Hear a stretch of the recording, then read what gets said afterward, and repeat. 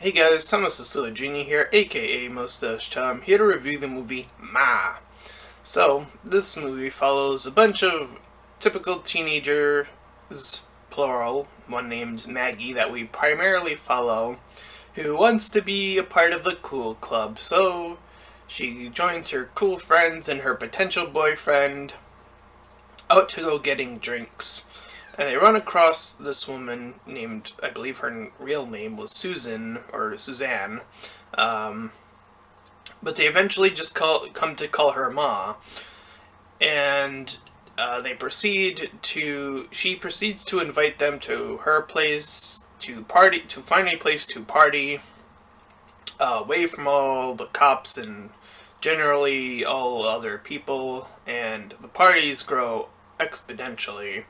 And she's sort of watching on, and throughout the movie, she is looking on her little phone, looking at this group's little individual Facebooks, learning who these kids are, learning who their parents are, and it just happens that their parents are all these individuals that went to her school as well, and they treated her very badly. Through all these various flashbacks we see her pretty much get roped into this fake relationship where sort of tricked into thinking like, oh, this is going to be a nice first time sort of situation. We've seen this a few times before. It turns out that it was all a trick, and then everyone else was there to laugh and see this happen, as they switched out the person she was interested in for some other guy. And this sort of continuous treatment, I don't even know how long it lasted, sort of stayed with her. And she sort of has these outbursts of, you know, it is a little inconsistent in the beginning where she's like, oh, I have the rule is you don't swear or whatever. I think it was more so you don't say the Lord's name in vain. I guess technically swearing doesn't fall under that jurisdiction then, I guess. I don't know. Anyway, that's not too relevant, but nonetheless, eventually, through all of this, she's getting more and more unhinged. We learn that she had a daughter, Gina, who we saw earlier in the movie. She was in a wheelchair, but apparently she could actually walk this entire time. There seems to be some sort of indication that she has some sort of sickness, at least according to her, the mom. And yeah. Anyways, she becomes more and more unhinged, and she starts to go after people pretty late in the movie. A lot of this is build up. More of it is focused on her and how she became unhinged, and doesn't really focus in on these other kids. They're the typical jerk kids that we have seen in a vast amount of horror movies. They are typically the cannon fodder for horror movies. Even the main character, the main girl, is just sort of she just sort of falls in line in there. Pretty typical.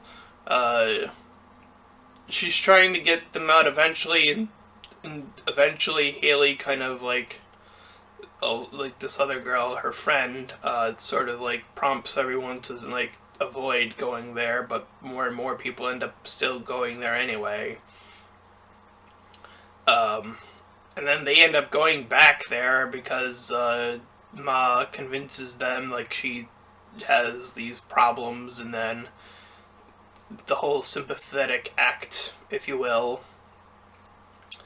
And then in the process, she starts to kill the parents, one of them being this jogger woman she like runs her over. She gets back at this dad character by like putting something in him. It was like something you would put in a dog or something, or a cat, or some sort of animal. And then he ended up dying that way. And she was getting ready to mess with the kids. She sews that Haley character's mouth shut. There's the one black character, so she like paints his face white, saying like she's the only one allowed to be black, I guess. Okay. It also doesn't show his parents either at all, which this movie seems to indicate that she wants to exact her revenge on the parents specifically, and now it's trickling down into the kids, so I'm not sure why he specifically also got that treatment. I guess since he just happened to be there, she was going to do something to him anyway. There was the guy that the main character liked, and he tries to play off the whole "I'm romantically interested in you," and then he ends up like getting stabbed. I forget if that killed him or not. A lot of people survived this movie. Let's just say Gina, the daughter, ends up helping them after getting all this mistreatment as well. And something, I forget what happens, what causes this, but a fire does break out in the little party house. And I suppose the most intense thing that happens in this movie is that a cop shows up, only once, which I don't think is a thing that would ever happen in real life.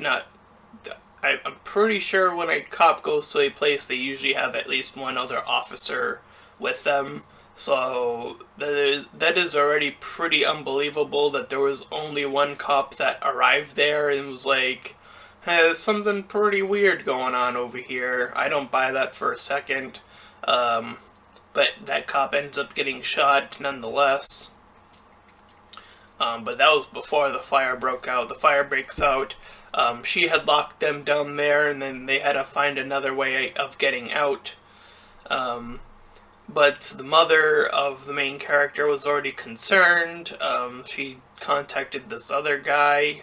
I don't know if that was her dad or not, the main character's dad or not. Maybe it was some coworker.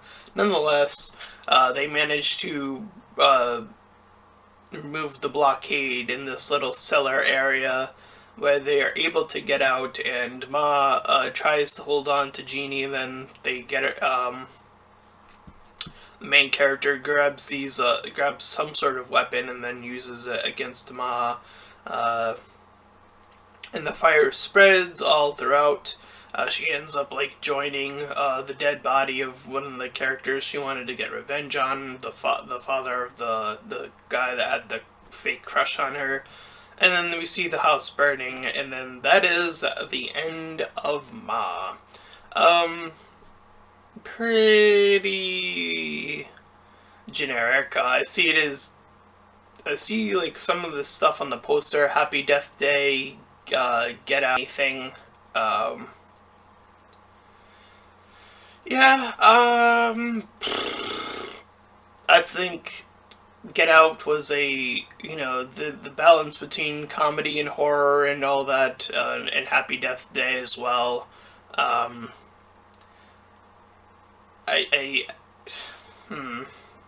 Yeah, I think this is a weaker movie of these three, since the poster is mentioning these. I guess that is a safe comparison to make.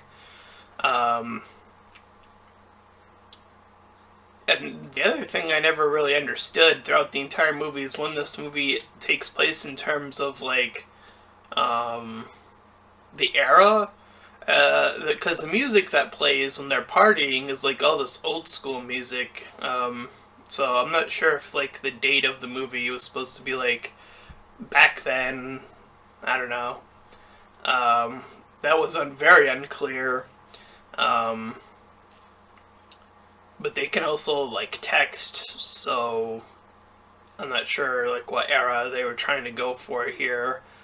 Um, Nonetheless, they try to justify this character throughout the movie. I think if the characters she was going to get against were just as dynamic, I think that would have made the movie more satisfying in terms of that. And I'm surprised of if maybe it's just the writing, but I think Get Out and Happy Death Day tried to have more moments of comedy like sewn in there. I don't remember any scenes in particular that were like designed to be like haha, sort of like that. As far as the score, I'm gonna lean towards a 4 out of 10. There's just not enough in and more of that score that goes towards her, her character, the way she was built up. But I do think that they could have done a little bit more to build that up as well. And the lack of character development on the hero side or the good guy side, good guy, and I'm going to put that in quotes, obviously, because they are not well designed at all, definitely could have used a vast improvement. And that is my review of Ma. If you enjoyed it, then please feel free to like, comment, and subscribe. Also, make sure to check out those links in the description. One will head you over to my Discord server, the other to my Patreon page. Any donations are greatly appreciated. Until next time, everyone. Bye-bye.